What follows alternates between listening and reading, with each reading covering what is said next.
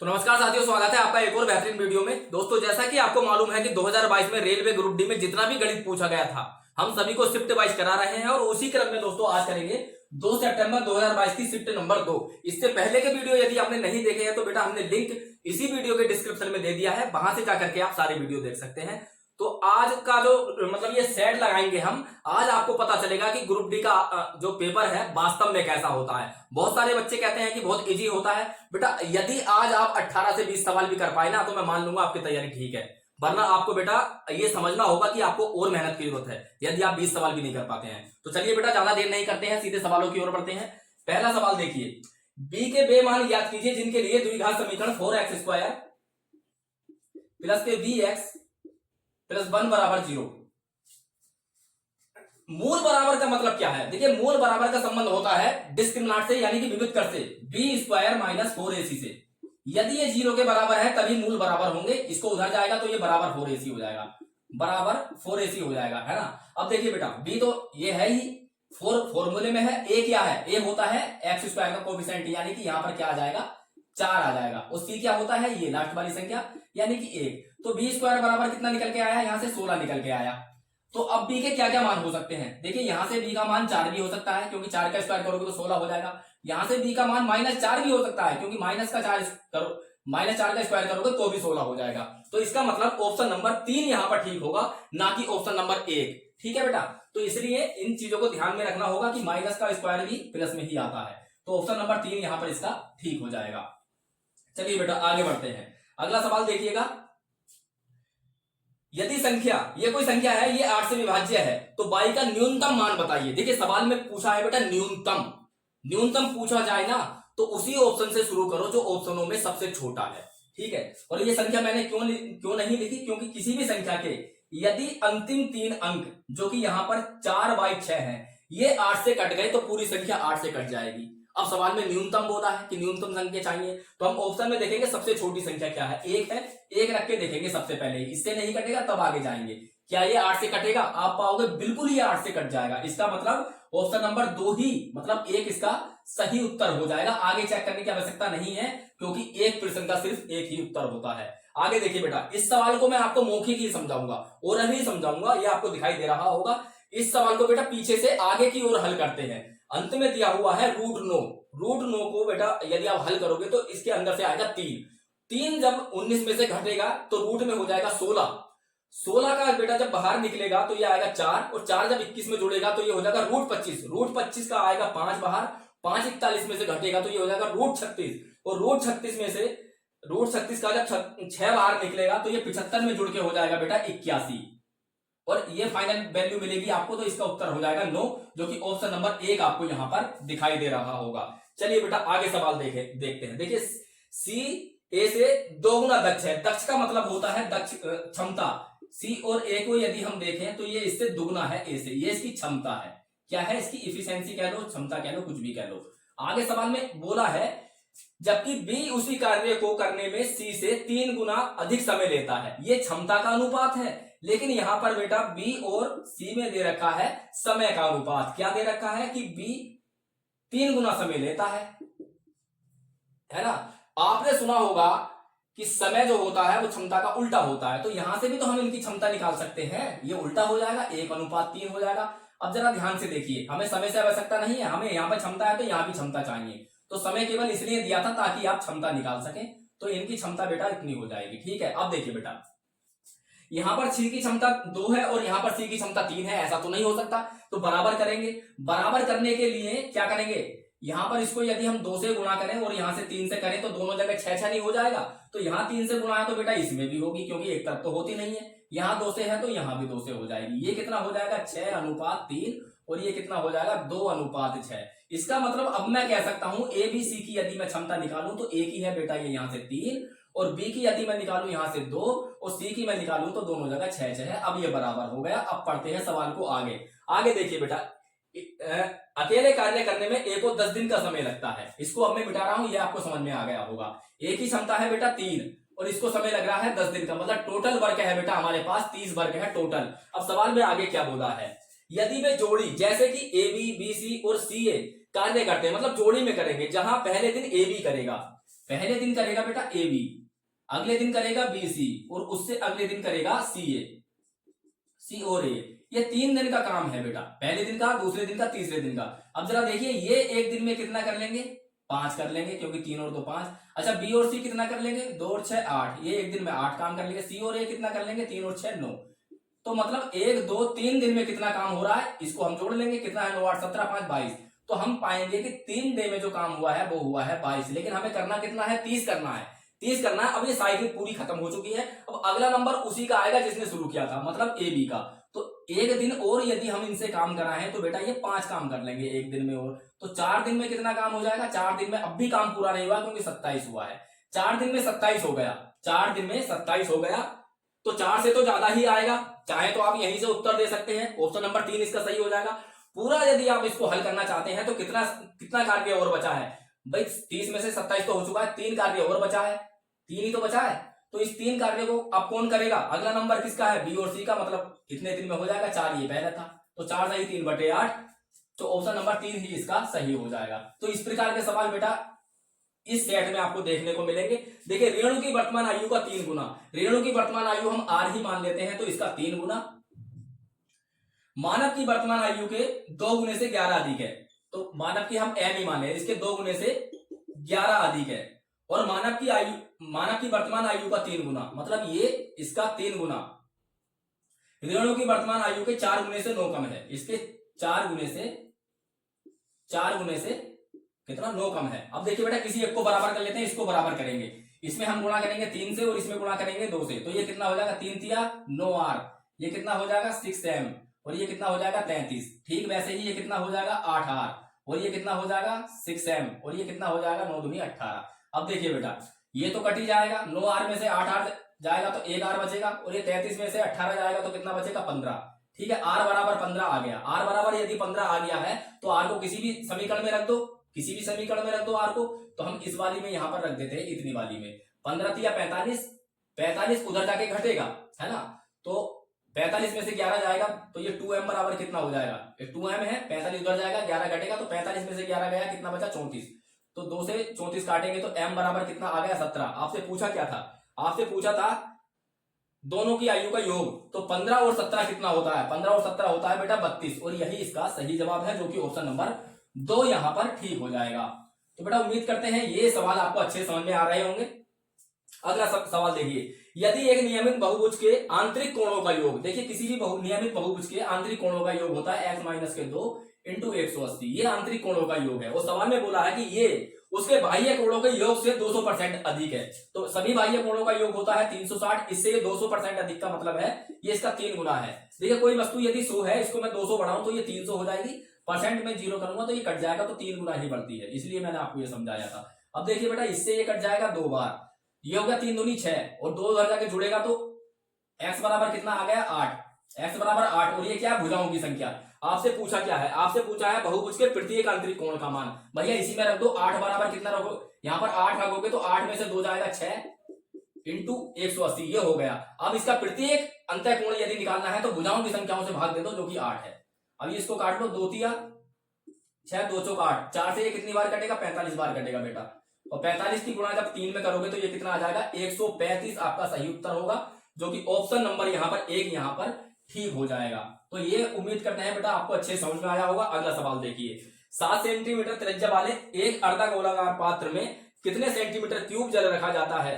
देखिए, जल रखा जाने का मतलब होता है इसका आयतन, और अर्धगोले का आयतन होता है 2/3 पाई आर क्यूब। आर कितना दे रखा है, 7 गुणा 7 गुणा 7, ठीक है, ये हो जाए 7 से 7 कटेगा। अब ये कितना हो गया 44, और ये कितना हो गया 49 की गुणा 44 में करेंगे जल्दी से।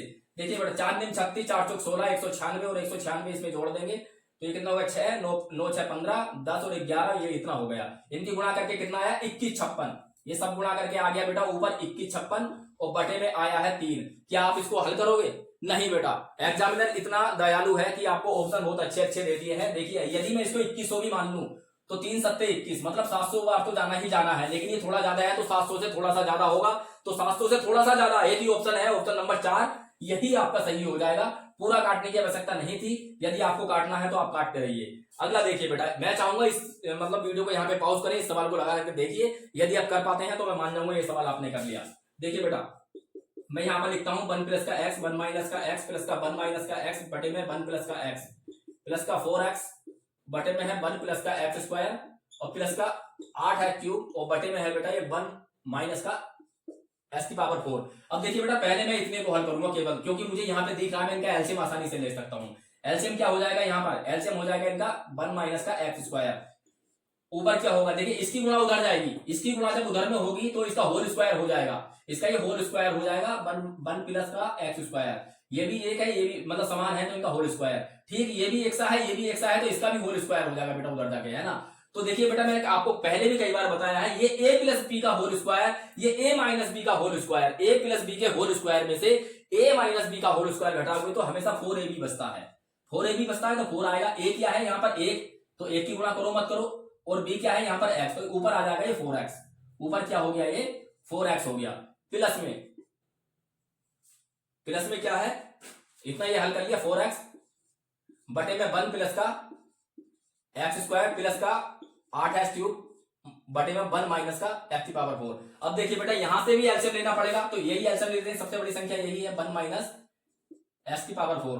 देखिए इसको यदि इसमें यदि इससे भाग लगाएंगे तो ये प्लस में हो जाएगा वही 2 बार, तो 4x इंटू 1 प्लस में होगा एक्स स्क्वायर प्लस यहां पर हम देखेंगे 4x तो ये आएगा ही आएगा, इसकी यदि इसमें लगाएंगे भाग तो ये माइनस में हो जाएगा 1 माइनस एक्स स्क्वायर, वो भी 2 बार भाग जाएगी याद रखना, प्लस में ये तो ये कट ही जाएगा तो ऊपर क्या बचेगा 8x क्यूब। अच्छा अब ये तो सवाल ये था, ये आपको दिखाई भी दे रहा होगा, इसको मैं मिटा देता हूं, ऊपर करते हैं। देखिए ये हो जाएगा 4x की गुणा 1 में होगी 4x और 4x की गुणा 1 में होगी तो 4x, तो यहां से तो आ गया ये 8x भाई 4x ये वाला 4x की गुणा इस 1 में होगी तो 4x और 4x की गुणा इस 1 में होगी तो ये हो जाएगा 8x, ठीक है। अब यहां पर देखिए बेटा इसकी गुणा यदि इसमें होगी तो 4x square cube sorry 4x cube हो जाएगा प्लस का, और यहां पर हम देखेंगे 4x क्यूब हो जाएगा क्योंकि x यहां पर है 2x यहां पर है तो 4x क्यूब होगा, लेकिन ये माइनस का होगा ये प्लस का है तो ये कट जाएगा।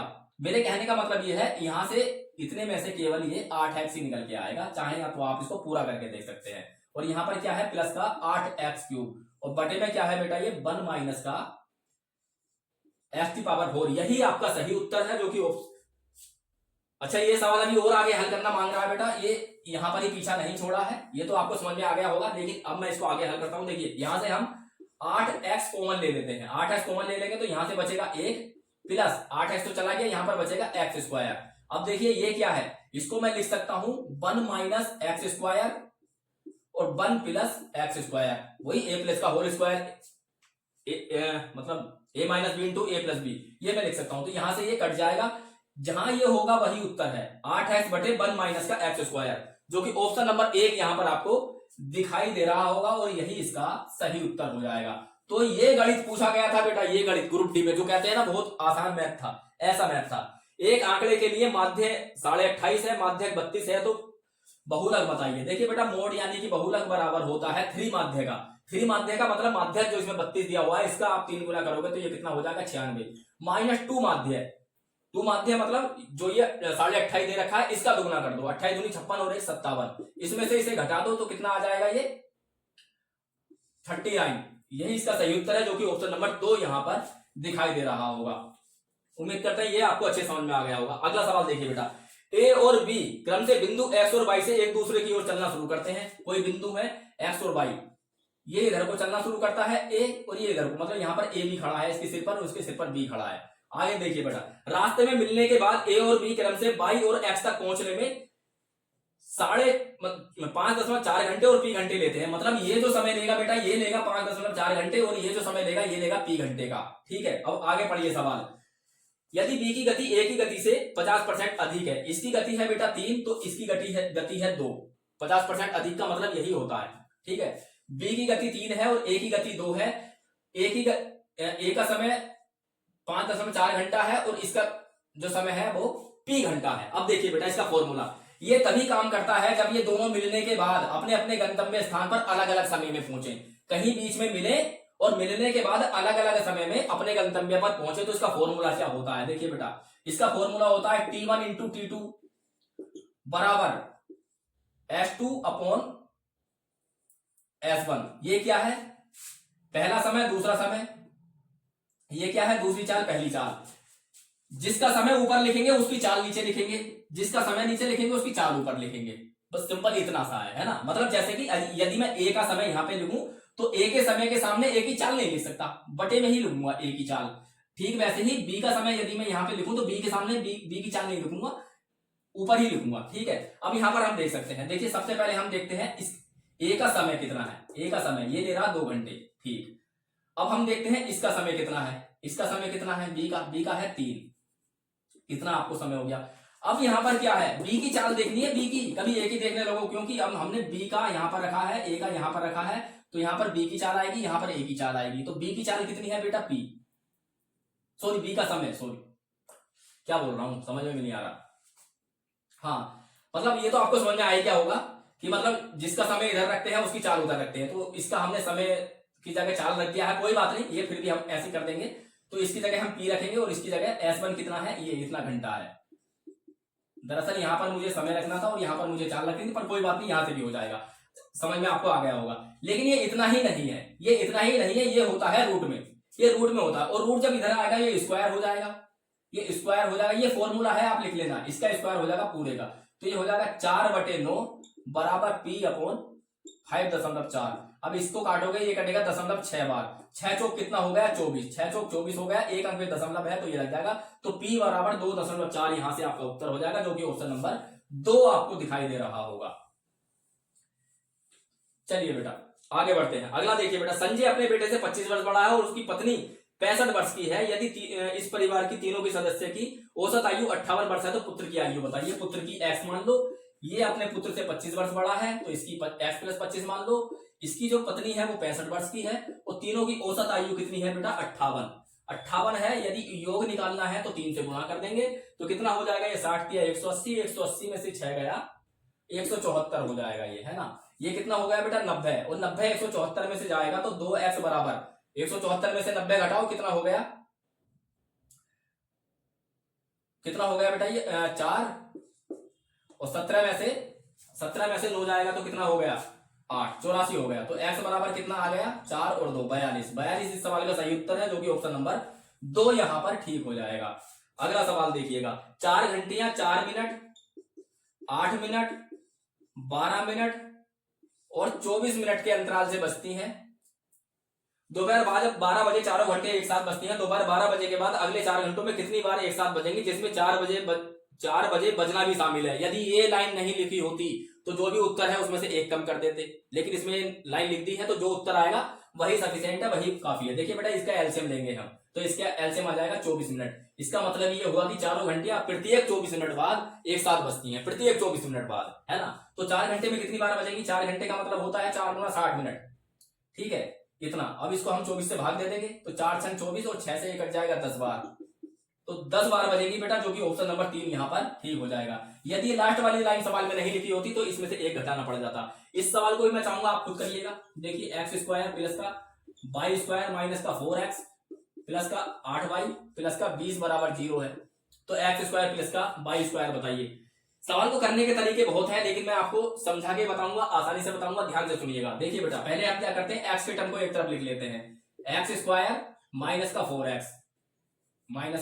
अब y की टर्म्स को एक तरफ लिख लेते हैं, y² प्लस का 8y, इतना हो गया। यदि मैं इसको बेटा होल मतलब पूर्ण वर्ग बनाना चाहूं और इसको भी पूर्ण वर्ग बनाना चाहूं तो एक फॉर्मूला याद रखिएगा। फॉर्मूला क्या है, b²/4a, b²/4, और ये यहां भी काम करेगा। b क्या होता है बेटा, ये होता है x का कोफिशिएंट, और a क्या होता है, a ये होता है x² का कोफिशिएंट। यहां पर कुछ नहीं है तो एक ही होता है इसमें, है ना। अब देखिए इसमें रख दीजिए आप, b की जगह मैं क्या रखूंगा, 4 माइनस 4 का स्क्वायर करोगे तो कितना हो जाएगा, 16। a की जगह तो कुछ नहीं है तो कुछ ही रहने दो, हटो। 4 से काटो इसको, कितनी बार कटाई, अच्छा 16 था ये, 4 से इसको काटो कितनी बार कटाई, 4 बार। तो यहां पर प्लस 4 है, यदि मैं कर दूं तो ये बेटा पूर्ण वर्ग बन जाएगा, यानी ये a माइनस बी का होल स्क्वायर बन जाएगा ये, ठीक है। ठीक वैसे ही यहां पर मैं करूंगा b², b क्या है ये 64, 4a, ये तो यहां पर भी कुछ नहीं है तो रहने दो, कितनी बार कटेगा, 16 बार। यानी कि इसमें यदि मैं 16 जोड़ दूं तो ये भी एक पूर्ण वर्ग बन जाएगा और ये बराबर हो गया दोनों को जोड़ करके 0 के, ठीक है। यदि आप इसको ध्यान से देखें तो ये क्या है, x माइनस 2 का होल स्क्वायर, और ये क्या है, ये क्या है एक्स प्लस वाई प्लस 4 का होल स्क्वायर। इसको खोलोगे तो यही आएगा और इसको खोलोगे तो यही आएगा। लेकिन दिक्कत क्या है, मुझे इसके बराबर में जीरो भी तो करना है। तो ध्यान से सुनिएगा बेटा, ये जीरो तभी आ सकता है यदि मैं एक्स बराबर तो 2 कर दूं और वाई बराबर -4 कर दूं, क्योंकि 2 में से 2 जाएगा जीरो, जीरो का वर्ग जीरो, -4 -4 प्लस 4 कितना हो जाएगा जीरो, जीरो का वर्ग जीरो। तो इसलिए वाई का मान यहां पर -4 रखना पड़ेगा और एक्स का मान यहां पर 2 रखना पड़ेगा। मान निकल गया, जो पूछा है उसमें रख दो। एक्स का स्क्वायर यानी कि 2 का स्क्वायर कितना करेंगे 4, -4 का स्क्वायर कितना हो जाएगा 16। इन दोनों को जोड़ोगे तो 20 आपका उत्तर हो जाएगा, जो कि ऑप्शन नंबर 3 यहां पर आपको दिखाई दे रहा होगा। यदि ये समझ में नहीं आया है तो इसको आप बेटा नोट भी कर सकते हैं, यदि आप सीरियस कैंडिडेट हैं, यदि आप परीक्षा वाकई में अच्छे से देना चाहते हैं। देखिए अभी तक एक अच्छा, पहले मैं इंक भर लेता हूं क्योंकि इसमें जो है आपको कम दिखाई दे रहा होगा इस समय।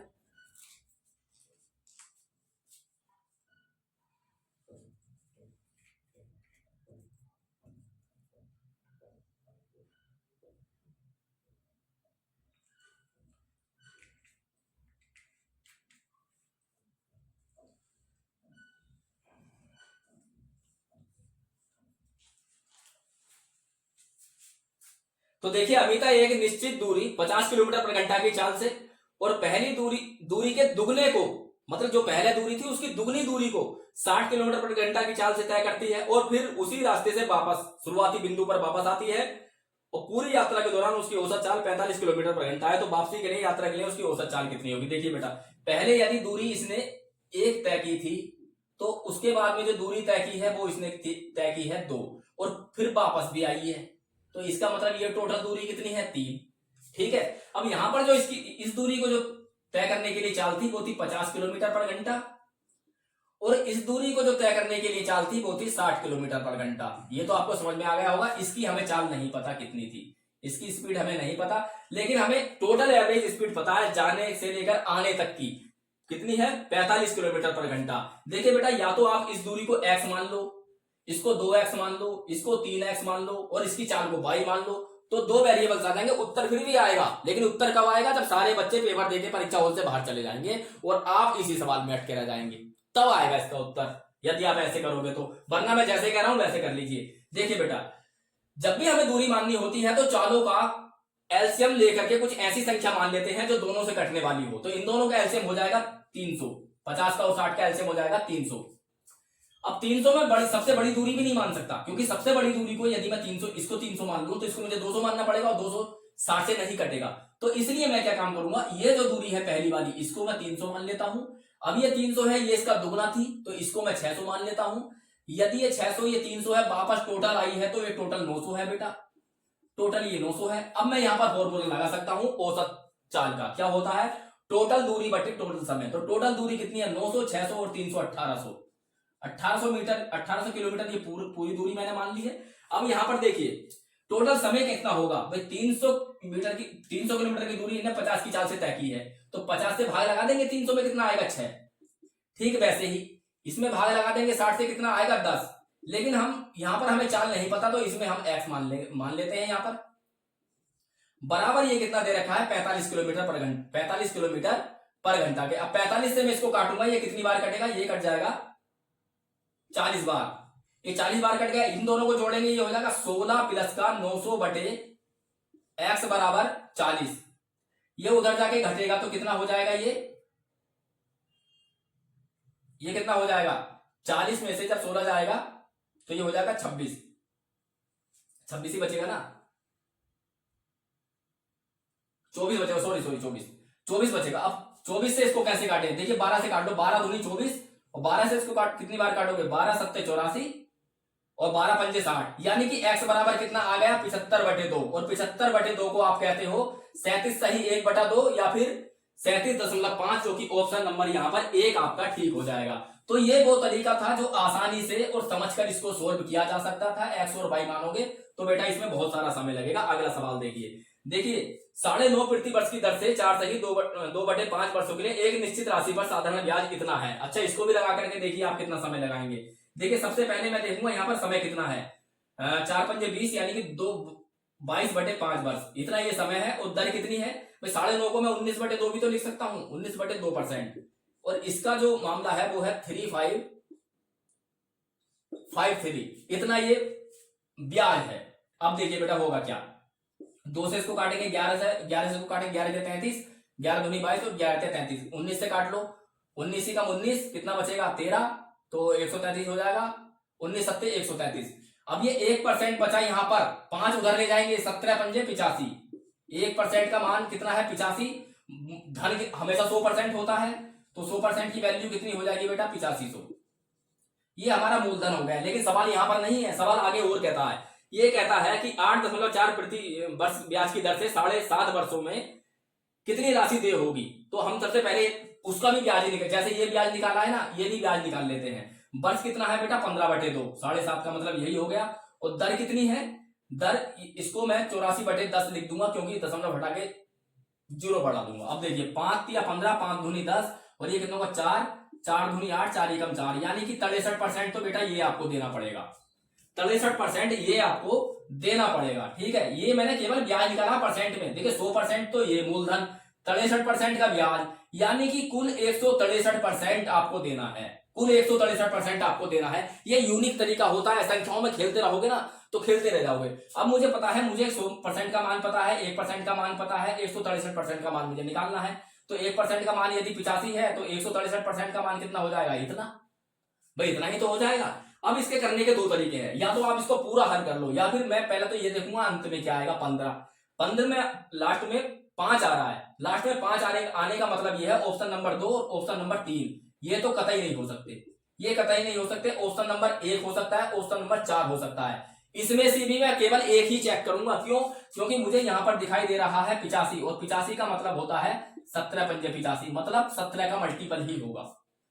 तो पहले को चेक कर लूंगा, यदि ये हो गया तो यही हो गया, यदि ये नहीं हुआ तो इसको चेक करने की जरूरत नहीं है, ये अपने आप हो जाएगा, ये अपने आप हो जाएगा। ठीक है, तो मुझे जो है केवल ऑप्शन नंबर, पहले मैं पहला चेक करता हूं 14, 8, 5, 5, मैं इसको 17 से काट के देखता हूं। अब तो 17 सत्ते 119, 17 8 136 होता है बेटा।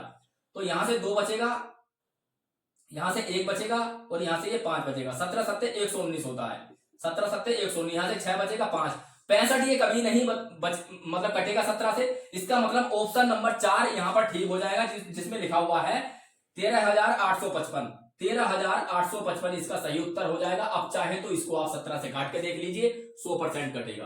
ठीक है बेटा, आगे बढ़िए।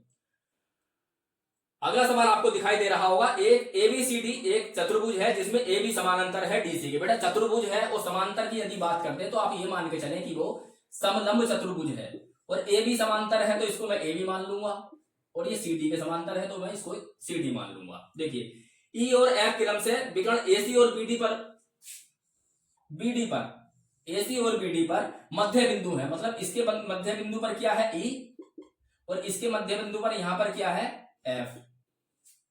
आपको दिया गया है कि ए बी बराबर 28, मतलब ये 28 है, बीसी बराबर 15, मतलब ये 15 है, डीसी बराबर 40, मतलब ये 40 है, और एडी बराबर 9, ये 9 है। तो आपसे पूछा क्या है, ई एफ की लंबाई, इसकी और इसकी लंबाई आपको बतानी है। देखिए बेटा, यदि आप ये कॉन्सेप्ट जानते हैं तो मुश्किल से 2 सेकंड का सवाल है, ये डायग्राम भी नहीं बनाना था, मैं आपको बता दूं। कॉन्सेप्ट नहीं पता तो आप कितना भी डायग्राम बनाते रहो, आपसे सवाल हल नहीं होगा। इसकी जो दूरी होती है ना, ये बेटा मैंने आपको बताया था, याद करिए, ये मैंने आपको बताया था जब मैं इसकी प्रॉपर्टीज आपको समझा रहा था, तो मैंने आपको समझाया था कि ये जो होता है समानांतर भुजाओं के अंतर का आधा होता है, समानांतर भुजाओं के अंतर का आधा। तो 40 और 28 में अंतर कितना है 12, 12 का आधा कर दोगे तो यहां से उत्तर आ जाएगा 6, यही इसका उत्तर है। ये मैंने आपको सिद्ध करके भी पहले दिखाया था। ठीक है, तो अगर आप इसको समझे हुए होते तो ये डायग्राम भी नहीं बनाते, आप केवल ये देखते कि समानांतर कौन कौन सी भुजाएं हैं और उन भुजाओं का अंतर करते, 2 से भाग दे देते। ऐसे होता है ये सवाल।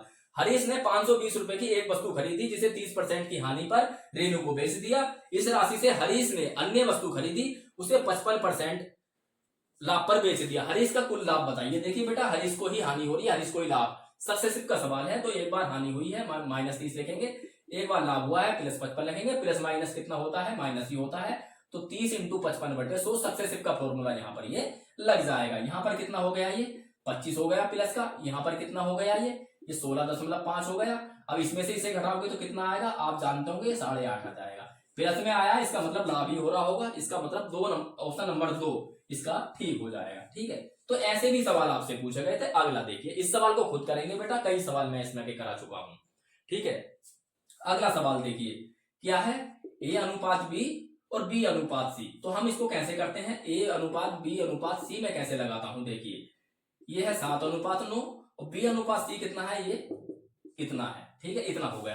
अब देखिए बी के दोनों मान दो तो नहीं हो सकते, आदमी एक है, तो इसका मतलब इन दोनों को बराबर करना होगा। तो इसको यदि मैं 5 से गुणा कर दूं तो ये 45, और इसे यदि मैं 3 से गुणा कर दूं तो ये भी 45। लेकिन अनुपात में क्या होता है, अकेले में तो गुणा होती नहीं है। यहाँ 5 से है तो बेटा यहाँ भी 5 से होगी, और यहाँ 3 से है तो यहाँ भी 3 से होगी। तो ए कितना हो जाएगा, 7 पंजे 35, और बी कितना हो गया, ये 9 पंजे 45, 15 45, कोई सा भी ले लो 45 ही है, और 7 21। जैसा जैसा दिख जाए वही इसका सही उत्तर है। तो ऑप्शन नंबर 2 आपको दिखाई दे रहा होगा, यही इसका सही उत्तर हो जाएगा। ठीक है बेटा, तो ऐसे इन सवालों को हल किया जाता है। इस सवाल को भी मैं नहीं करूंगा क्योंकि इसमें आपको पूर्णांक में देना है, जैसे कि 2.04। कई बार ये सवाल आ चुका है, तो इसको आप केवल 2 लिखेंगे।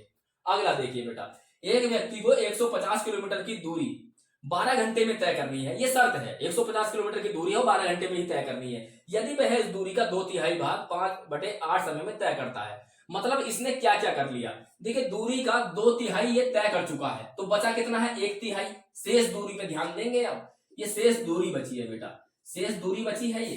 अब ठीक वैसे ही समय का 5/8 ये यूज कर चुका है, तो समय का शेष कितना बचा है, 3/8। सवाल हल कर लो। अब भाई टोटल दूरी कितनी है, 150, इसका शेष कितनी दूरी है बची है, अब इतनी तो बची है, इसका मतलब 50 दूरी बची है। अब समय कितना है आपका, 12 घंटे।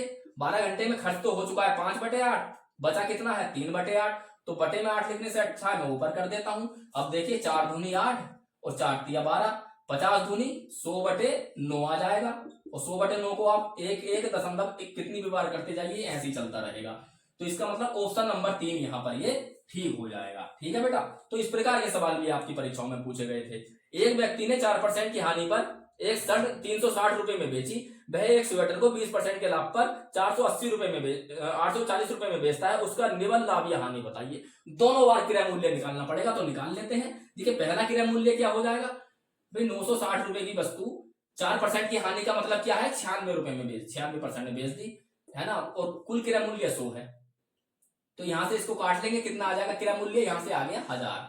ठीक वैसे यहां से निकाल लेंगे भाई, 840 रुपए में बेची है, 20% का लाभ का मतलब 120 में बेची है, और यहां से भी 100% हम निकाल लेंगे, कितना हो जाएगा 12 सत्ते 84। तो यहां से क्रय मूल्य कितना आ गया, 700 रुपए। तो क्रय मूल्य टोटल कितना बचा बना, 1700, और टोटल विक्रय मूल्य कितना था, 960 तो ये था, 840 ये था, 960 और 840 कितना हो गया, 1800। तो देखिए बेटा निवल लाभ कितना है इसका, 1700 में खरीदा था टोटल माल, 1800 में बेच दिया, 100 रुपए का लाभ। यानी कि ऑप्शन नंबर 3 यहां पर ठीक हो जाएगा। आगे बढ़ते हैं बेटा, अगला सवाल देखिए, एक घनाभ का पृष्ठीय क्षेत्रफल ज्ञात कीजिए। देखिए पृष्ठीय क्षेत्रफल का फॉर्मूला होता है 2LB प्लस के BH प्लस का HL, ये होता है पृष्ठीय क्षेत्रफल, है ना। अब इसको कर लो, LB का मतलब हो गया लंबाई चौड़ाई और हाइट, तो 7×42 प्लस 7×8 = 56 प्लस 8×48 ये है। तो आप तो चाहे इसको पूरा हल कर लें, लेकिन मैं तो पूरा हल नहीं करता हूं, नहीं मैं यहां पर करके आपको बताऊंगा, अप्रोक्स में बता दूंगा, मानो मत मानो उत्तर वही होगा। देखिए ये 56 है, 56 में से यदि 2 इसे दे दूं तो ये 50, 4 इसे दे दूं तो ये 46, तो ये 46 प्लस 50 प्लस 50 है ना। तो अब मैं ये कह सकता हूं कि ये तीनों 50-50 भी अगर मैं इन्हें मान लूं, अगर मैं इनको तीनों को 50-50 भी अगर मान लूं, तो ये कितना हो रहा है, 150 गुणा में 2 है, 300 से छोटा सा कम आना चाहिए क्योंकि ये 46 है। तो देखेंगे 300 से छोटा सा कम क्या है, 292, यही इसका उत्तर होगा। बाकी तो ऑप्शन बहुत बड़े बड़े हैं, तो इसका मतलब ऑप्शन नंबर 1 इसका सही हो जाएगा। ये सही अप्रोच होती है सही उत्तर पहुंचने के, सही उत्तर तक पहुंचने के लिए। अब ये सवाल देखिए बेटा, 20 प्लस का 20 tan स्क्वायर है अपॉन में 50 प्लस का 50 कोट स्क्वायर है। अब यहां पर कुछ बच्चे तो इसमें फंस जाएंगे, लेकिन मैं क्या करूंगा, यहाँ पे 20 कॉमन ले लूंगा ऊपर से। जब 20 कॉमन ले लूंगा तो यहाँ क्या बचेगा 1, और यहाँ क्या बचेगा, ये tan स्क्वायर है अपॉन में। ठीक वही काम मैं नीचे करूंगा, 50 यहां से कॉमन ले लूंगा, यहाँ का बचेगा 1 प्लस का कोट स्क्वायर है, ये बचेगा। अब मैं ये भी जानता हूं 0 से 0 तो ये कटेगा ही। अच्छा 2/5 हम बाद में लगा देंगे उत्तर में, इसको भूल जाओ, 2/5 को भूल जाओ, हम उत्तर में लगा देंगे। 1 प्लस का tan स्क्वायर थीटा होता है बेटा sec स्क्वायर थीटा, तो sec स्क्वायर a आ जाएगा। और ये क्या होता है 1 प्लस का कोट स्क्वायर थीटा होता है cosec square theta, cosec square theta, cosec square theta यानी कोसेक स्क्वायर a आ जाएगा। Sec square a upon cosec square a क्या हो गया, ये हो जाता है बेटा tan स्क्वायर a, है ना। और बटे में ये गुणा में 2/5 लगा दो, यही तो उत्तर है इसका। अरे यही तो उत्तर है, तो ऑप्शन नंबर 4 इसका, अच्छा 2/5 है ना, ये मैं 3 लिखे पड़ा हूं यहाँ पर, तो ऑप्शन नंबर 5 इसका सही हो जाएगा। ठीक है बेटा, यदि इसको आप समीकरणों में पढ़े होंगे त्रिकोणमिति के तो ये आप आसानी से हल कर सकते थे। देखिए बेटा अंतिम सवाल आज का है, इसको आप पढ़िएगा ध्यान से और सही से उत्तर दीजिएगा। 5x² माइनस का 3x माइनस का 2 बराबर 0 है। आपको दिया हुआ है कि अल्फा बड़ा है बीटा से, तो अल्फा माइनस के 2 बीटा। देखिए सबसे पहले मैं क्या काम करूंगा, 5 की गुणा 10 में करूंगा, क्योंकि जो x² का कोफिशिएंट होता है उसकी गुणा c से हो जाती है, तो इसकी गुणा इससे करूंगा तो ये माइनस का 10 हो जाएगा। 5 की गुणा -2 में करूंगा तो माइनस का 10 हो जाएगा। अब पहले स्टेप में मुझे ऐसी दो संख्याएं देखनी है जिनकी गुणा करने पर माइनस का 10 आए, क्योंकि ये 10 आया ना, और योग करने पर ये माइनस का 3 आए। क्या ऐसी दो संख्याएं मैं सोच सकता हूं? बिल्कुल सोच सकता हूं बेटा, माइनस का 5 और प्लस का 2, ये संख्याएं मैं सोच सकता हूं। -5 और प्लस का 2 ये संख्याएं मैं सोच सकता हूं। देखिए -5 की गुणा 2 में करोगे तो गुणा हो जाएगी इसकी -10, और -5 और -2 को जोड़ोगे तो उत्तर आएगा -3। ठीक है, अब दूसरे स्टेप में क्या करना होता है, इनका चिन्ह बदलना होता है, जो माइनस का वो प्लस, जो प्लस का वो माइनस, तो ये 5 हो जाएगा, ये माइनस का 2 हो जाएगा। अब ये मूल नहीं आए, इनके मूल निकालने के लिए अंतिम तीसरा स्टेप क्या होगा, जो x² का कोफिशिएंट था उसकी जो है इन दोनों संख्याओं में भाग लग जाएगी, ये हो जाएगा 1 और ये हो जाएगा -3/5। ये इसके मूल हो गए। अब ये इसके मूल हो गए। अब जो सवाल में पूछा है वो रख दीजिए। सवाल में आपको ये भी बताया हुआ है कि मतलब a बड़ा है, अल्फा बड़ा है, तो इसका मतलब ये अल्फा है और ये हमारा बीटा है, तो रख दीजिए। सवाल में क्या पूछा है, अल्फा मतलब 1 माइनस का 2 बीटा, मतलब 2 गुणा, यहां पे 3 कैसे आ गया, 2 आना चाहिए ना, ये 2 होगा, 2/5। कभी कभी हो जाता है बेटा मिस्टेक, थोड़ी गलती, थोड़ा इग्नोर किया करो इन चीजों को। तो ये माइनस माइनस प्लस हो जाएगा, 1 प्लस का 4/5, तो इसको आप क्या लिख सकते हैं 9/5। यही इसका सही उत्तर है, जो कि ऑप्शन नंबर 2 यहाँ पर ठीक हो जाएगा। तो ये था आपका बेटा अंतिम सवाल और आज के ये 25 सवाल। उम्मीद करते हैं आपको अच्छे समझ में आए होंगे। यदि ये मेहनत पसंद आई है तो वीडियो को जरूर लाइक कीजिएगा। इसी तरीके के और वीडियो आपको प्राप्त करने हैं तो बेटा चैनल को जरूर सब्सक्राइब करके जाइएगा। मिलते हैं अगले वीडियो में, तब तक के लिए नमस्कार।